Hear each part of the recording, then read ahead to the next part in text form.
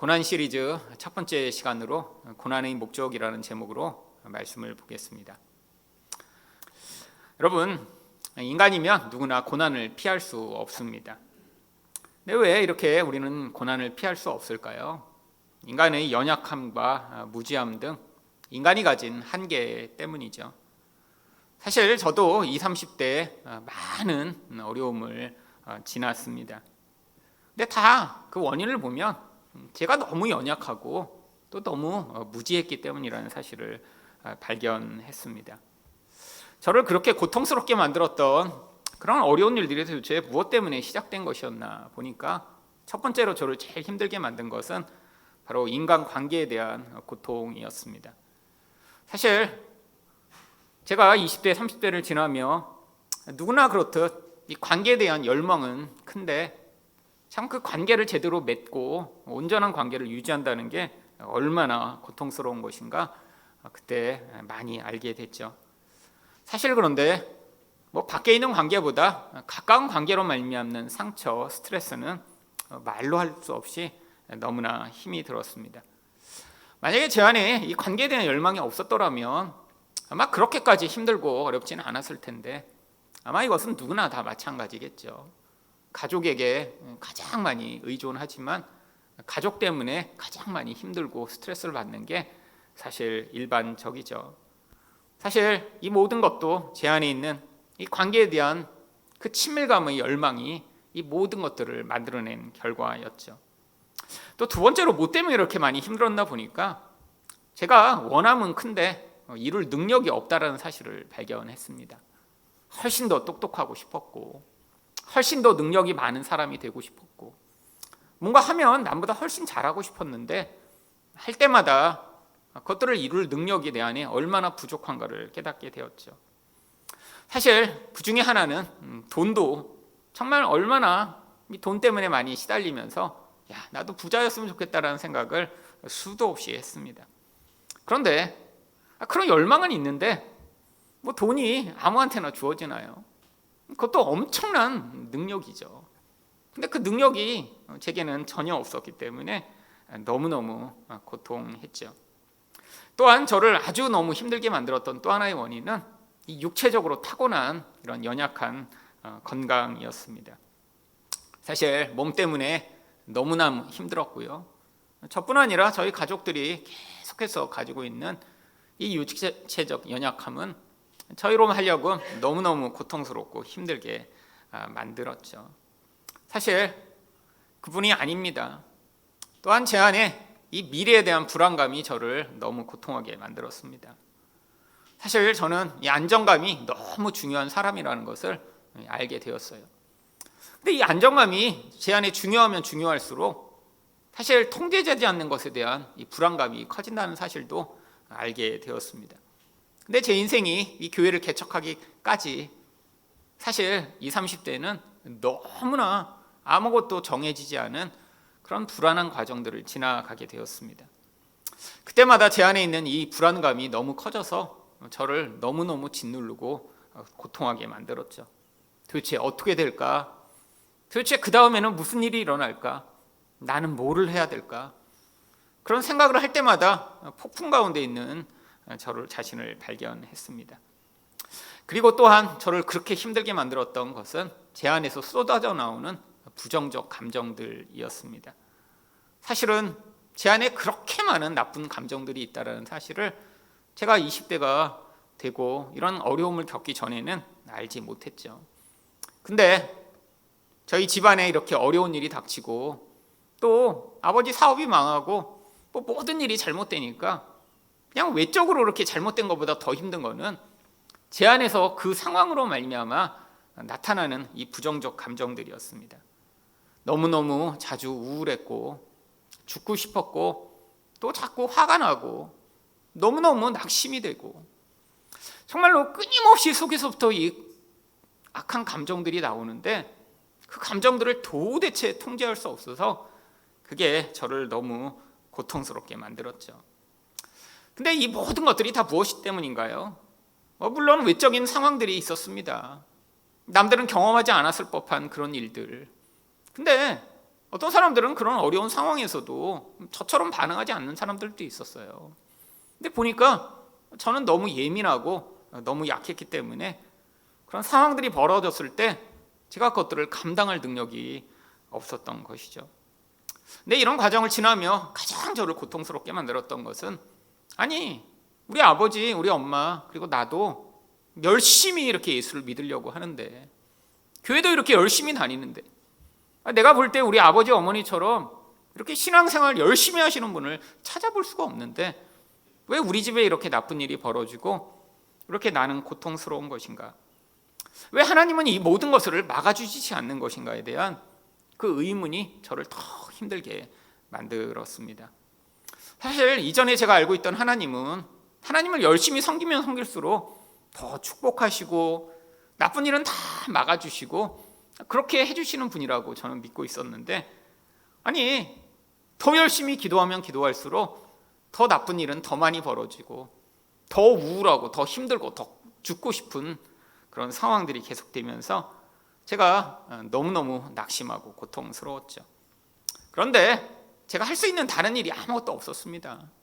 뭐 고통한다고 정말로 그 모든 것이 저를 너무 짓누르는데 다른 아무 선택의 수단이 없었기 때문에 저는 더 많이 기도했고요, 더 많이 성경을 보았죠. 근데 제가 그렇게 더 많이 성경을 보고 더 기도하며 발견하게 된 것은, 제가 옛날에 생각하고 있던 하나님을 열심히 더 섬기면 하나님이 모든 고난을 다 벗어나게 만들어주시고 그리고 무조건 행복과 평안을 주시는 분이 아니라는 사실을 성경에서 발견하게 된 것입니다. 여러분, 사실은 이 고난 시리즈는 어쩌면 또 제 과거가 또 많이 묻어난 그런 시리즈가 될 것입니다. 왜냐하면 제 인생의 20대, 30대는 정말 늘 울고 늘 고통하고 정말 어떤 사람보다 많이 울었던 시간이었거든요. 정말 제가 예전에도 말씀드렸지만 이 코스트코에서 막 40개, 50개씩 담겨있는 그 두루마리 휴지를 매주 사다가 집에서 울 정도로 매일매일 울었습니다. 너무너무 고통스러워서 울지 않고 기도하지 않고는 살 수 없을 정도였거든요. 근데 그 과정을 통해 성경이 내가 생각한 것과는 전혀 다른 이야기를 하고 있다는 사실을 발견하며 사실 이 고난에 어떠한 목적이 있는지를 발견하게 됐죠. 그래서 오늘 첫 번째 이 고난 시리즈는 바로 고난의 목적에 대해 살펴보고자 합니다. 그렇다면 고난의 목적은 무엇인가요? 첫 번째로 죄를 버리고 하나님의 뜻을 따라 살게 하기 위함입니다. 1절 상반절 말씀입니다. 그리스도께서 이미 육체의 고난을 받으셨으니. 고난을 얘기하며 왜 예수님이 이렇게 육체의 고난을 받으셨다라고 이야기를 하는 것인가요? 여기 나오는 이 육체는 단순히 우리 몸만을 이야기하는 것이 아닙니다. 이 성경에 나오는 이 육체라고 하는 단어는 사실 이 사락스라고 하는 헬라어를 번역한 것인데, 이 단어는 인간의 영과 분리된 인간의 전 존재적 육적 존재로서의 인간을 이야기하죠. 이 육신 안에는 우리 생각, 감정, 우리의 의지까지 포함한, 아니 그리고 그 존재를 담고 있는 육신을 전부 포함한 것을 육체, 육신이라고 이야기를 합니다. 여러분, 예수님이 당하신 고난이 단순히 그냥 십자가에 달려서 뭐 때문에 고통스럽고 십자가에 달려서 육신적으로 너무 힘드셨던 것만을 이야기하는 것이 아니라 이 땅에 오셔서 사람들에게 비난과 공격과 멸시를 받으시며 당하셨던 그 내적인 상처, 아픔, 사람들에게 버림을 받고 제자들에게 배신을 당한 그 깊은 고통까지 다 포함하는 것이죠. 근데 왜 베드로가 예수님이 이렇게 고통을 받으셨다라고 먼저 이야기하는 것인가요? 바로 1절 하반절에 그 이유가 있습니다. 너희도 같은 마음으로 갑옷을 입으라. 여러분, 예수님이 이렇게 고통을 받으셨다라는 게 우리 마음의 갑옷이래요. 아니, 이게 왜 마음의 갑옷이죠? 여러분, 우리는 그렇게 생각합니다. 고난의 이런 일들이 닥치면 가장 사람들이 첫 번째로 하는 반응이 뭐냐면, 왜 내가? 이게 모두 다의 반응이에요. 아니, 왜 내가 암에 걸렸지? 왜 내게 이런 나쁜 일이 벌어지지? 왜 내가? 근데 이건 마음의 갑옷을 준비하지 않는 상태입니다. 여러분, 왜 내가라고 하는 그 안에는 뭐가 담겨 있나요? 나는 고난을 받을 만한 사람이 아니야. 나는 잘 살아오고 있어. 나에게는 문제가 없어. 근데 왜 내가 받아야 돼? 나는 특별한 존재라고 하는 생각이죠. 근데 베드로가 뭐라고 얘기해요? 아니, 하나님의 아들이신 예수님도 고난을 받으셨어. 네가 예수님보다 더 특별해? 하나님의 아들도 이렇게 고난을 받고 고통하셨는데, 아니 너는 네가 고난받는 게 너는 안 된다고 생각하는 것 자체가 잘못된 거야. 예수님도 이렇게 고난을 받으셨으니까 예수님을 따라가는 우리가 고난을 받는 건 너무 당연한 거야. 이게 바로 우리 마음의 갑옷이라는 거예요. 여러분, 만약에 여러분이 나는 고난을 받은 사람이 아닌데, 내가 고난받는 건 이상한 일인데, 나한테는 절대 나쁜 일이 닥치면 안 되는데, 여러분이 그렇게 생각하고 계시다면 여러분은 지금 나는 특별한 존재이기 때문에 모든 어려운 것이 나에게는 벌어지면 안 되라고 생각하는 엄청난 교만을 가지고 있는 것입니다. 아니, 모든 인간이 다 고난을 겪어요. 근데 우리는 예수를 따라가는 자들이에요. 그럼 예수를 따라가는 자들에게는 아니 예수님도 당하신 고난이 있는데 우리에게는 반드시 고난이 있다는 것이죠. 근데 이 고난이 왜 벌어지는 것인가요? 예수님은 죄 때문에 고난을 당하신 것이 아닙니다. 예수님은 무죄하셨는데 우리들의 죄 때문에 고난을 당하셨어요. 여러분, 근데 우리에게는 왜 고난이 필요한가요? 바로 2절, 1절 하반절을 보시면 이는 육체의 고난을 받은 자는 죄를 그쳤음이니. 여러분, 결국 우리 안에 이 육신이라는 게 결국 계속해서 죄악된 결과를 만들어내기 때문입니다. 여러분, 예수 믿고 나서 우리가 단번에 변해서 예수님처럼 되어버리면 얼마나 좋을까요? 사실 제가 20대 때 늘 열망하던 게 그런 거였습니다. 갑자기 은혜 받아서 그래갖고 어느 날 갑자기 제가 정말 예수님처럼 변해버리는 거예요. 그래갖고 저는 그렇게 될 줄 알았어요. 성경을 몰랐으니까. 여러분, 20대에 무슨 성경을 알았겠어요. 그냥 저 통독 여러 번 한 수준이죠. 아무도 가르쳐주질 않았어요. 맨날 사람들은 예수 믿으면 변해야 된다고 하고 예수 믿으면 이렇게 될 수 있다고 얘기하는데 그게 어떤 과정을 거쳐서 이렇게 되는지를 알려준 사람이 없었어요. 저도 제 죄가 뭔지 몰랐기 때문에 나는 굉장히 착한 사람인데, 근데 저 자신은 압니다. 나는 이렇게 세상적으로는 착하게 살고 있었지만 내 안에서 끊임없이 닥치는 이 불안, 두려움, 미움, 해결하지 못하는 이 근원적 문제가 내 영혼을 얼마나 깊이 사로잡고 있는지 저는 알고 있었는데, 근데 제 안에 열망이 뭐였냐면 내가 남보다 더 기도를 많이 하면 하나님이 갑자기 성령을 주셔서 나를 완전히 변화시키셨으면 좋겠다, 이런 생각을 했던 것이죠. 여러분, 이거는 착각이었습니다. 여러분, 육신이라는 게 뭔가요? 내가 태어나면서부터 지금 가지고 있는 내 존재 자체예요. 여러분, 이 존재 자체가 지금 사라져버린다고 생각해 보세요. 그래서 내가 예수님처럼 됐어요. 그럼 내가 아닙니다. 여러분, 나라는 존재 안에 있는 이 육신에 내 육시체만 있는 게 아니라 내가 어려서부터 계속해서 생각해온 나의 생각, 내가 받아온 상처, 나의 모든 연약함이 만들어낸 결과, 이게 다 뭉뚱그려서 나라는 존재를 지금 이루고 있는 거예요. 근데 그게 어떻게 하루아침에 사라지겠어요? 또한 사라질 수도 없습니다. 우리는 그러니까 예수를 믿어서 우리 안에 새 생명이 시작됐어요. 근데 문제는 뭐냐면 이 새 생명은 아직 너무 약한데 이 육신이라는 게 너무 강력하게 우리 안에 아직도 존재하면서 지금 우리는 이중적 존재로 살아가고 있는 것이죠. 여러분, 나이가 들면 우리 점점 예수님처럼 변해지나요? 아닙니다. 여러분, 나이 들어서 교회 오래 다녔는데도 큰 은혜를 경험하지 않으면 더 악하고 더 악랄한 존재가 되는 사람들이 얼마나 많은지 몰라요. 여러분, 주변에 보시잖아요. 나이 드니까 점점 예수님처럼 그냥 자연적으로 변하나요? 아닙니다. 여러분, 인간이 변하기 위해서는 조건이 필요하다는 거예요. 근데 그 조건이 뭐예요? 바로 고난이라고 하는 것이죠. 여러분, 2절 상반절을 보면 그 고난의 이유가 이렇게 나옵니다. 그 후로는 다시 사람의 정욕을 따르지 않고. 여러분, 인간의 죄라는 건 눈에 보이지 않는 영적인 거예요. 우리 영혼에서 영향을 미치는 게 죄입니다. 여러분, 아무리 다른 사람을 10년, 20년 사귀어도 죄의 근원 자체는 발견할 수가 없어요. 근데 이 죄는 항상 어떤 결과물을 남깁니다. 그게 뭐냐면 바로 정욕이라는 결과물을 남기죠. 여러분, 죄가 뭔가요? 영적 공허함이에요. 하나님의 생명이 고갈된 상태입니다. 그러니까 영적으로 생명이 고갈되니까 이 죄가 깊은 존재는 반드시 자기 중심적 정욕을 표출하게 되어 있는 거예요. 여러분, 어떤 사람의 죄는 볼 수 없지만 뭐는 볼 수 있어요? 아, 욕심이 많구나. 욕심이 정말 많구나. 그거는 조금만 살펴보면 압니다. 여러분, 욕심이 많은 사람 특징이 있어요. 절대 양보 안 합니다. 욕심이 많은 사람은 그래서 자주 화를 내요. 왜? 내 마음대로 안 되니까 화가 많아요. 여러분, 욕심이 많은 사람은 자꾸 뭐예요? 조금 몸만 가지면 자랑합니다. 욕심이 많은 사람은 내 마음대로 자꾸 돼야 돼요. 여러분, 아이 때는 되게 노골적으로 그렇게 하죠. 물론 아이 때도 욕심이 아주 많은 애도 있고요, 두려움이 많은 애도 있습니다. 두려움 많은 애들은 되게 착한 척하죠. 쉽게 양보하는 척하고요.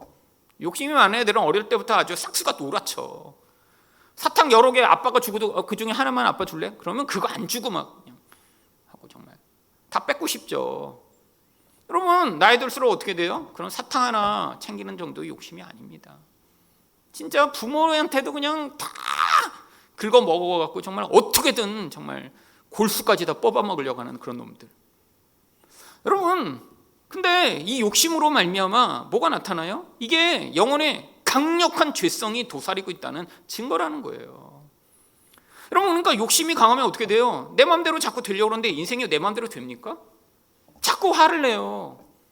그리고 자꾸 남을 비난합니다. 어떤 비난을 하죠? 왜 내가 이렇게 살려고 그러는데 네가 왜 나의 도움이 안 돼? 왜 방해해? 여러분, 주변에 아마 그런 사람 딱 떠올리면 떠올려지실 거예요. 여러분을 떠올리셨다. 여러분은 은혜 많이 받은 사람입니다. 딱 욕심 많은 사람을 했더니 자기 얼굴이 딱 나왔어. 그럼 여러분은 그냥 은혜 충만한 거예요. 여러분, 이렇게 죄라는 것을 생각했을 때 자기를 떠올리는 건 이건 불가능한 일입니다. 죄인이 가장 어려운 게 뭐냐면 마치 거울 없이 자기 얼굴을 보는 것 같은 게 이 죄를 발견하기 제일 어렵게 만드는 거예요. 여러분, 죄는 자기를 절대로 부인합니다. 이게 방어 기제예요. 여러분, 이건 성경이 얘기하는 게 아니라 심리학자들이 살펴보니까 인간은 절대로 자기의 잘못을 인정하지 않는 채로 이 뇌 구조가 만들어져 버린 거예요. 그러니까 여러분이 죄인, 욕심 있는 자 딱 했는데 자기를 떠올렸다? 이거는 지금 은혜가 엄청나게 임한 사람입니다. 근데 여러분, 죄인 딱 그랬더니 아내가 떠오르고 남편이 떠오르고 막 아들이 떠오르고 이런다. 여러분은 지금 은혜 없이 그냥 인간적으로 살고 있는 거예요. 그러면 뭐가 문제인가요? 자꾸 다른 사람이 저놈 욕심 많네 그러면 어떻게 돼요? 문제가 생길 때마다 자꾸 비난하게 됩니다. 끊임없이 비난해요. 끊임없이. 여러분, 주변에 자꾸 남의 이야기하는 사람 욕심 많아서 그래요. 자기 죄는 보지 못해서 그래요. 여러분, 이게 인간의 본질입니다. 영적으로 공허하니까 자꾸 자기 욕망을 위해 살아가려고 하는데 주변 사람들이 방해꾼인 거예요. 나는 이렇게 하고 싶은데 얘가 이쪽으로 가자고 그러니까 화가 나는 거예요. 나는 자식이 공부 잘해서 와 우리 아들 하버드 갔어요 이렇게 하고 싶은데 제주도에 되고 못 갈 것 같은 상황이니까 화가 나는 거예요. 여러분, 그러면 어떻게 됩니까? 비난하죠, 공격하죠, 소문 퍼뜨리죠. 여러분, 이게 본질인데 고난이 임하는 거예요. 누구한테요? 예수를 따라가는 인생 가운데. 여러분, 이 고난은 하나님이 작정하시고 인도하시는 고난입니다. 우리는 어떤 고난이 그 인생 가운데 그렇게까지 고통스러운지 알 수가 없어요. 아니, 어떤 사람한테는 고난인데 어떤 사람한테는 전혀 고난이 아닐 수도 있어요. 그렇잖아요. 아니, 어떤 사람은 이렇게 관계에서 별로 큰 의미를 두지 않는 사람이 있어요. 그런 사람한테는 누군가 나를 싫어한다 그러고 관둬 그냥 무처럼 잘라버리고 또 딴 사람 사귈 수 있어요. 근데 어떤 사람은 또 관계에 너무 예민해요. 한 사람이 이렇게 지나가다가 이렇게 눈에 뭐가 들어가서 이렇게만 봤는데도 저 사람이 다 미워하면 어떡하지? 이런 사람이 있어요. 또 그런 사람은 누가 쳐다보기만 해도 고난이에요.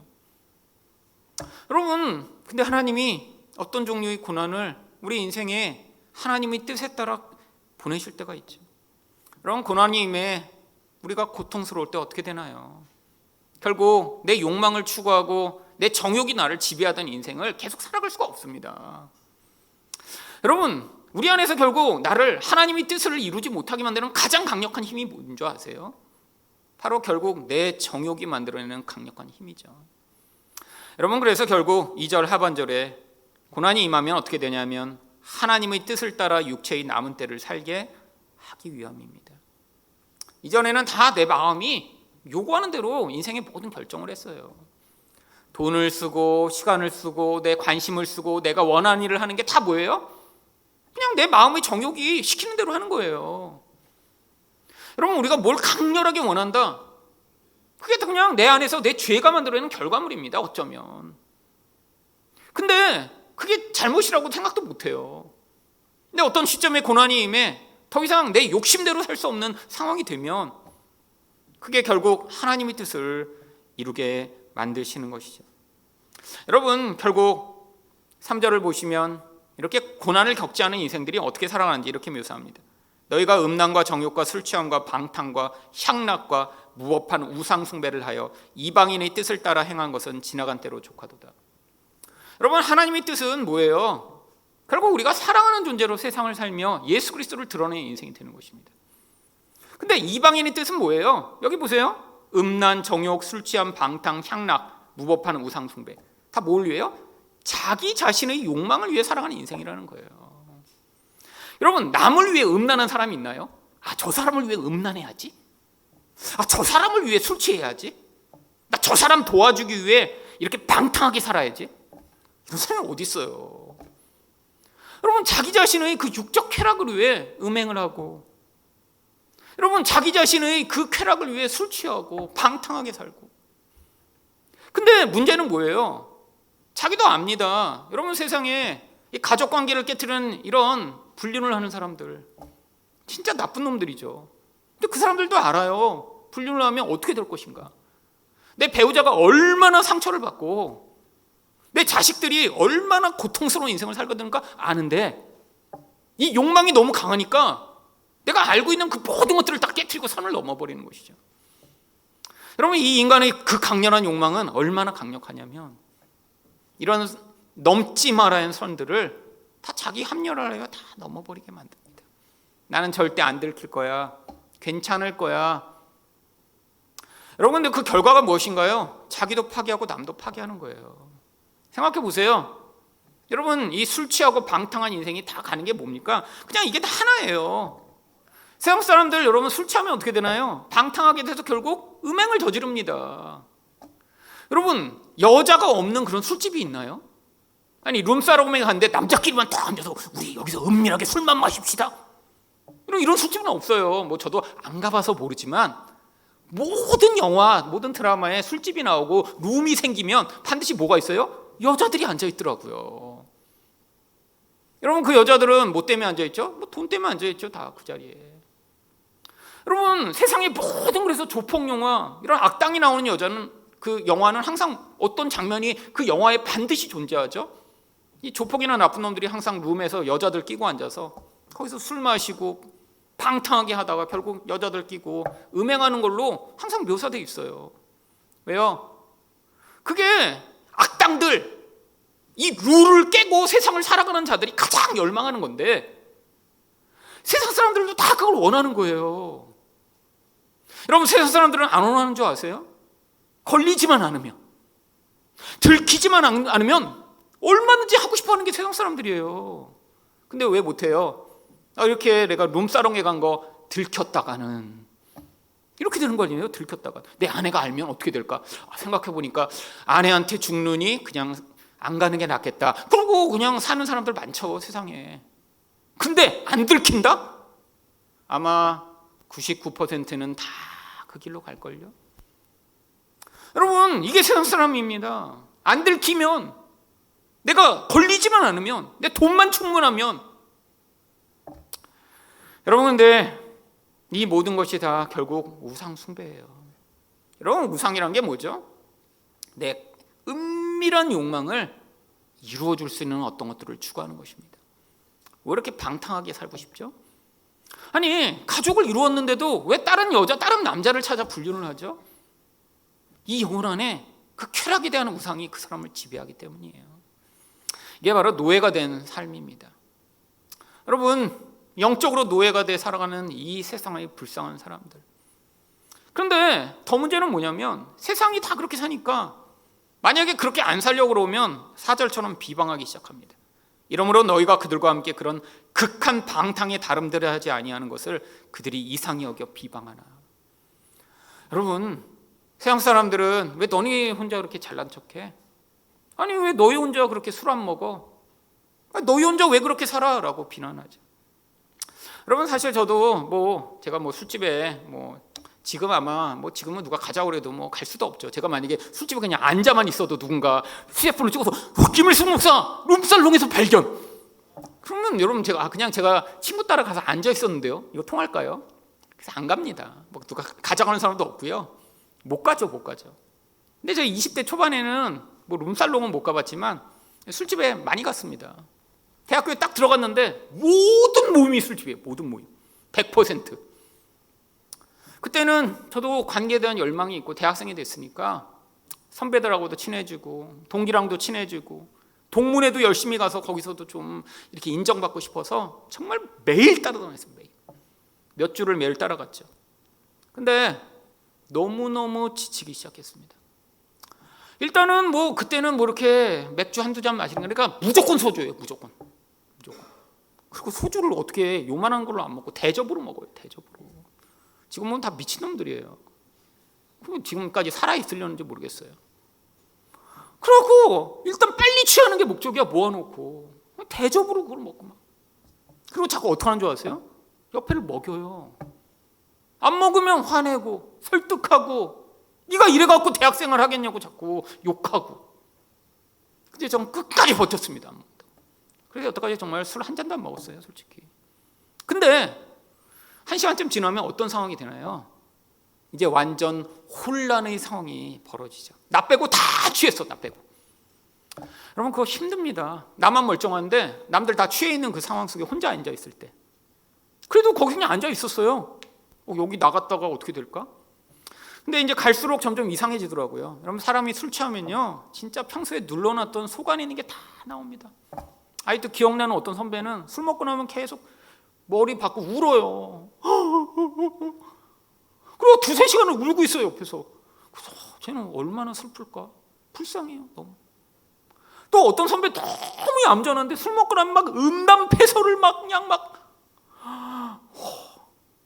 아니 근데 그 애인 다 알거든요. 지난주에도 과에 데리고 와서 해갖고 막 아는데 거기서 자기 애인이랑 했던 짓을 사람들한테 사람들이 다 미친 것 같아요. 근데 나만 멀쩡해. 여러분 그거 한 2시간 지나면요 나중에 내가 미쳐버릴 것 같아요. 옛날에는 담배까지 피웠잖아요. 담배까지.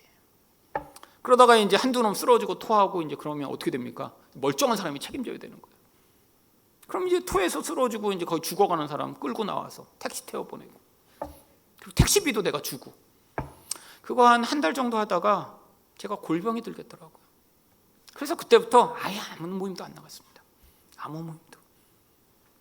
여러분 제가 그 과정을 지나며 그때 느꼈어요. 저렇게 다 미쳐가는데 나 혼자 멀쩡하니까 사람들이 저렇게 어떻게든 김일승 술 한 병 한번 먹게 하자 이 마음으로 달려드는 거구나. 자기가 너무 창피하고 너무 고통스러우니까 그러니까 멀쩡한 채로 자기들을 바라보고 있는 내가 너무 싫어서 그렇게 술 마시려고 애쓴 거구나. 내 안에는 관계의 열망 때문에 처음에는 가보고 싶었는데 나중에는 도저히 갈 수가 없더라고요. 결국 그래서 완전히 그런 술 모임을 끊었습니다. 그래서 지금은 술자리에 가본 게 이제 한 35년 됐죠. 35년. 너무 다행이긴 해요. 그럼 미친 사람들 속에 이제 더 이상 속하지 않아도 되니까요. 하지만 여러분 가운데는 세상에 살며 끊임없이 그 유혹과 그 자리에서 여러분 고통하고 있는 분이 계실지도 모릅니다. 여러분 그들이 요구하는 게 뭐예요? 왜 너만 잘난 척해? 왜 너만 멀쩡해? 왜 너는 우리처럼 되지 않아? 여러분 결과가 뭔가요? 결국 그러다가 실수하고 그러다가 결국에는 불륜하고 그러다가 결국 방탕에 사로잡혀 자기를 파괴하고 가족을 파괴하는 그 결과예요. 여러분 사실 저희 할아버지가 60에 돌아가셨습니다. 근데 시골에서 농사 짓던 분이셨죠. 근데 제가 아직도 기억나요. 어렸을 때 저희 할아버지 여러 번 돌아가실 뻔했거든요. 심지어는 저희 아버지 어머니가 결혼하시기 전에, 그때는 나이가 젊으셨는데 그때도 이 간이 다 완전히 망가져서 그래서 돌아가실 뻔했어요. 근데 그때 기적으로 살아나셨습니다. 기도받고. 그래서 저희 가정이 예수를 믿은 거예요. 기적으로 살아나셨으니까. 근데 그 다음에 저희 할아버지가 술을 끊으셨을까요? 그러면 시골에서 농사짓고 하시는 분이 무슨 술을 끊으시겠어요? 제가 어려서 저희 할아버지 기억은 딱 하나밖에 없습니다. 아침이 되면 이만한 정종을 따뜻하게 데워갖고 따뜻한 술로 하루를 시작하세요. 그걸로 아침이야. 그래갖고 따뜻한 술을 이제 그 주전자에서, 그래서 제가 아직도 기억납니다. 5살, 6살밖에 안 됐는데 그 따뜻한 술을 우리 어머니가 데워오시면 그거 할아버지 따라드리고 앉아서, 그럼 그 술로 하루를 시작하시는 거예요, 할아버지. 결국에 50대에 계속, 아니 간이 완전히 망가졌다 기적으로 살아났는데 그렇게 술을 들으시니까 결국에는 돌아가셨다 살아났고 돌아가셨다, 그러다 결국 60에 돌아가신 거예요. 제가 그래서 그때 생각했어요. 아니 저렇게 술 때문에 망가졌는데 아니 왜 또 술 드시다 저렇게 돌아가시지? 여러분, 그게 인간입니다. 여러분, 하나님이 그래서 우리 인생 가운데 우리 힘으로 벗어날 수 없는 이 무서운 욕망에서 우리를 구원하시기 위해 개입하고 계신 거예요. 여러분, 우리도 다 고민이 있습니다. 나 이거 끊고 싶은데, 근데 못 끊는 거 얼마나 많아요? 여러분, 한번 시작하면 우리는 다 못 끊습니다. 여러분, 유튜브 한번 봤는데 딱 본 다음에 이제 끊어야지, 유튜브 그 다음날 끊을 수 없어요. 한번 시작하면 죽을 때까지 가는 겁니다. 여러분, 넷플릭스요? 여러분, 구독 시작하셨으면 이제 여러분 99세에도 넷플릭스 보면서 앉아 계실 거예요. 끊을 수 없어요. 커피요? 여러분, 시작하면 못 끊어요. 시작하면. 여러분, 술, 담배만이 문제가 아닙니다. 여러분, 커피도요 몸에 나쁘다는 거 우리 다 알잖아요. 커피 때문에 여러분 잠 못 자고 건강이 나쁘고, 모든 사람이 커피 마시다가 커피만 끊어도 엄청나게 건강이 좋아진대요. 근데 시작하면 못 끊어요. 여러분, 그게 바로 우리 육신이죠. 여러분, 근데 고난이 오면 결국 멈추게 됩니다. 내 힘으로 못 끊으니까요. 여러분, 담배 자기 의지로 끊었어요? 그럼 그러더라고요. 담배를 자기 의지로 끊은 사람하고는 절대 사귀지 말라고. 너무 독하고 악한 놈이니까 자기 의지로 담배 끊는 사람은 절대 관계를 맺으면 안 된대요. 얼마나 무서운 존재인지 모르니까. 여러분, 그 담배가 그 정도로 무서운 거예요. 여러분, 자기 의지로 끊을 수 있나요? 못 끊어요. 여러분, 모든 게 그래요. 근데 여러분, 고난이 오면 끊습니다. 고난이 오면. 근데 하나님이 여러분 인생 가운데 커피 끊으라고 고난 주시지는 않아요. 괜찮아요. 커피 드셔도 돼요. 여러분, 맛있는 커피 원하시면 제가 맛있는 거 찾아다 더 드릴게요. 커피 많이 드셔도 됩니다. 나중에 이제 나이 들어서 잠 못 주무실 때 그때 디카페인으로 바꾸세요. 저희 디카페인 옆에 놔뒀는데 거의 안 드세요. 디카페인. 디카페인도 괜찮습니다. 여러분, 근데 결국 자기가 선택해야죠. 근데 그런 게 아니에요. 하나님은 어떤 순간에 우리 인생에 개입해 오실 때가 있어요. 그래서 내 힘으로 끊지 못하는 그 정욕적인 모습, 그걸 끊어내는데, 여러분, 그까지 담배 끊고 술 끊고 커피 끊고 넷플릭스 끊도록 하나님이 개입하시나요? 그래서 천국의 하나님이 여기는 넷플릭스 안 본 사람들이 모여 있어. 그럼 차라리 100년 전에 살던 사람만 천국에 데려가셨어야죠. 여러분, 그게 목적이 아니에요. 여러분, 착각하지 마세요. 여러분, 술을 마실 수 있고 담배 할 수 있습니다. 그리고 젊어서 시작하면 못 끊을 수 있어요. 여러분, 근데 하나님이 왜 그런 사소한 것들에도 우리 인생에 찾아오시냐면 그 정욕이 우리 영혼과 연결되어 있기 때문이에요. 여러분, 고난의 때에 우리가 어떤 내 정욕으로 표출되는 어떤 것들을 하나님이 끊도록 개입해 오셔서 우리는 눈으로 그게 보입니다. 이거 더 이상 하면 안 되는구나. 근데 그 본질에 뭐가 있어요? 이 공허한 영혼이 자리하고 있는 거예요.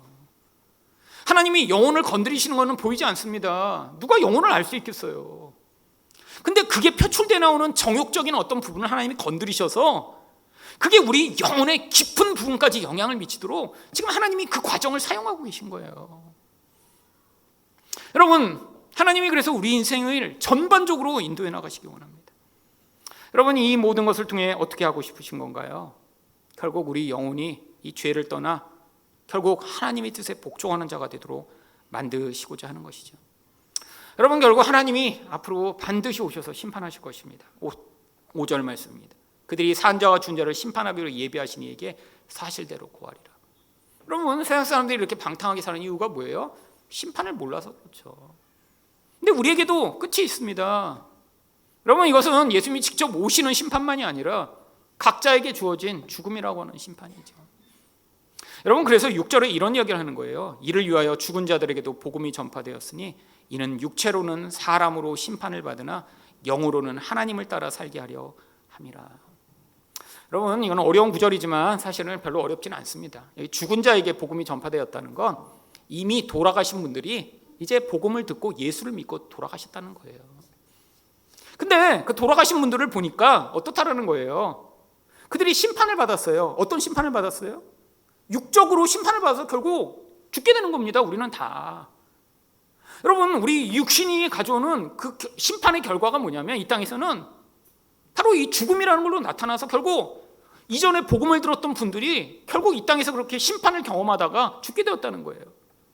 여러분, 이 심판을 많은 사람들이 너무 오해합니다. 뭔가 잘못하면 혼내는 걸로 심판이라고 생각해요. 여러분, 성경적 심판은 그런 의미가 아니에요. 여러분, 심판을 영어로 뭐라고 번역하나요? 저지먼트라고 번역합니다. 근데 여러분, 저지먼트를 한글로 다시 번역하면 대부분 뭐라고 번역해요? 심판이라고 번역하나요? 그런 경우도 있죠. 원래 판결이라고 번역하거나 판단이라고 번역하는 게 저지먼트예요. 동사인 저지, 재판관, 판결하다. 근데 왜 이게 심판이라고 성경에는 번역되고 있을까요? 여러분, 이 세상에는 이렇게 재판하고 판결하는 사람이 법까지 집행하지는 않습니다. 여러분, 재판관이 사형이요 이렇게 선고하고 나서 가서 죽이나요? 그런 경우 어디 있어요? 근데 하나님은 어떻게 하실 수 있어요? 하나님은 판결하고 심판까지 행하시는 분이세요. 여러분, 하나님이 우리를 어떤 기준으로 늘 바라보고 계시냐면 예수라는 기준으로 우리를 바라보십니다. 근데 그 기준에 의해 우리가 삐껴나가요.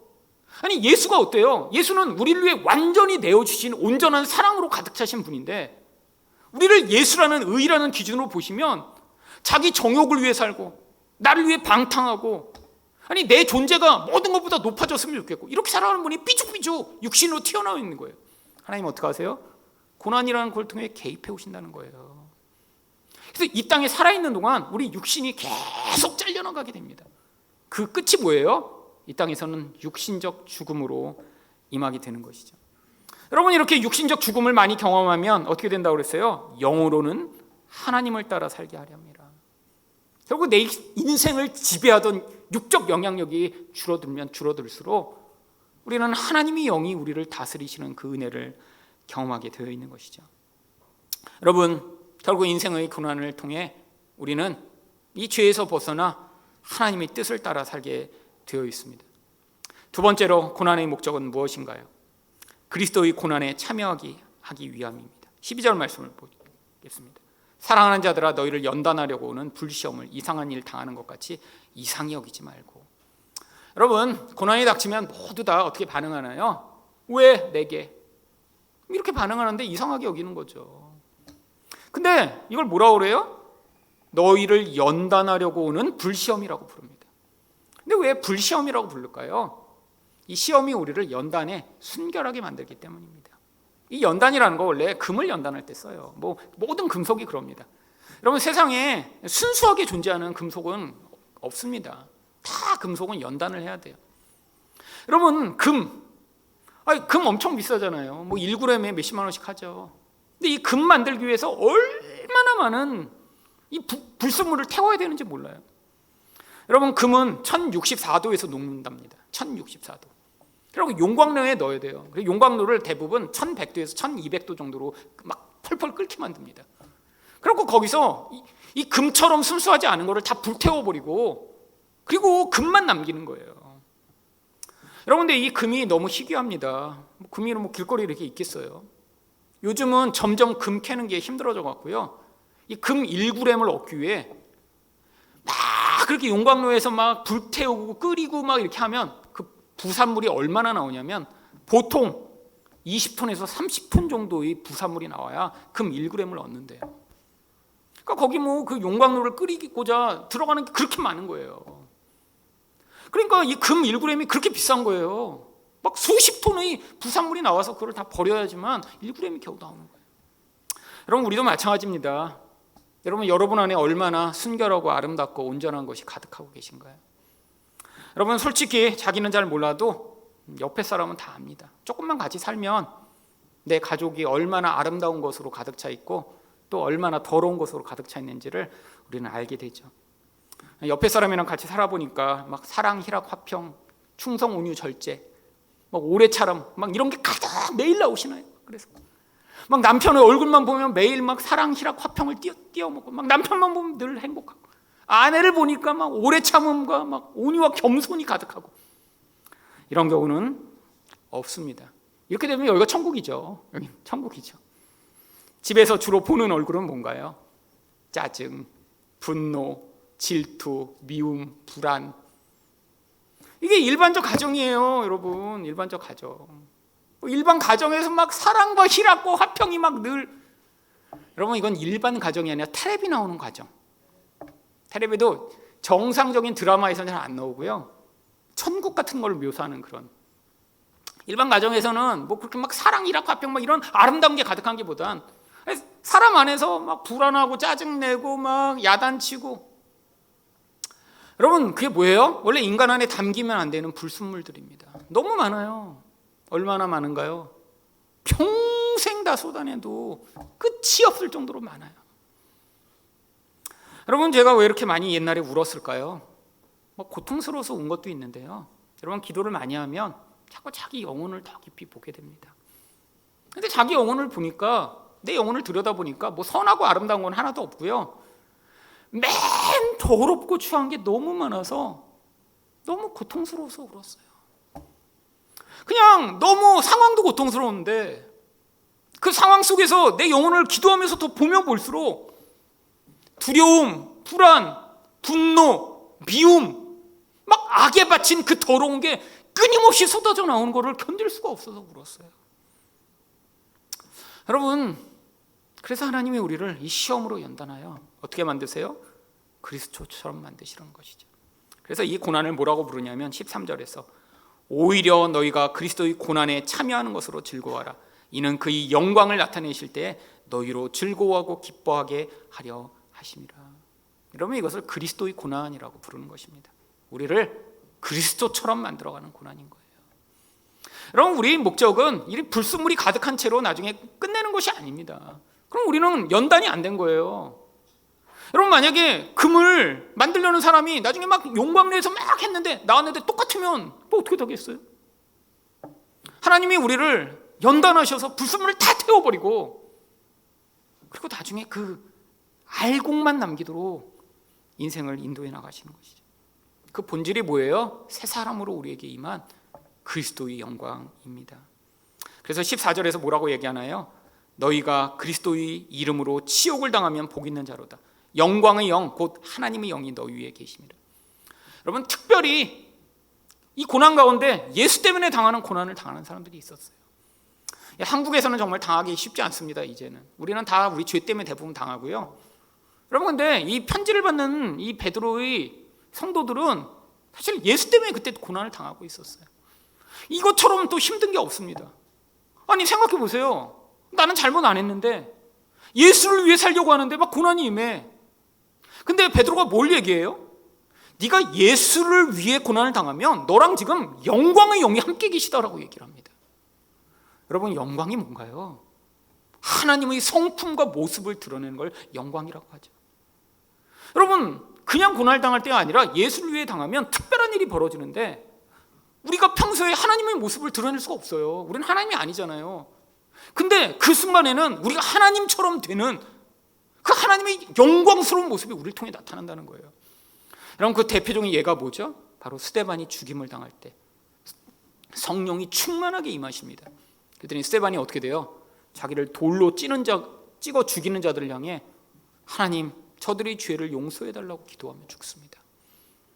여러분, 그 인간은 할 수 없어요. 여러분 누군가 이렇게 욕하면 어떠세요? 하나님, 저들의 죄를 용서하여 주시옵소서. 이런 경우 없습니다. 저 새끼 죽였으면 좋겠다, 이런 마음이 확 튀어나오죠. 여러분 길 가다가 누가 이렇게 끼어들려고 하다가 안 껴줬다고 막 욕하고 막 이 새끼야 이러고 가면 가서 주여 저들의 죄를 용서하여 주시옵소서. 아니고 그냥 어디 총 없나 총?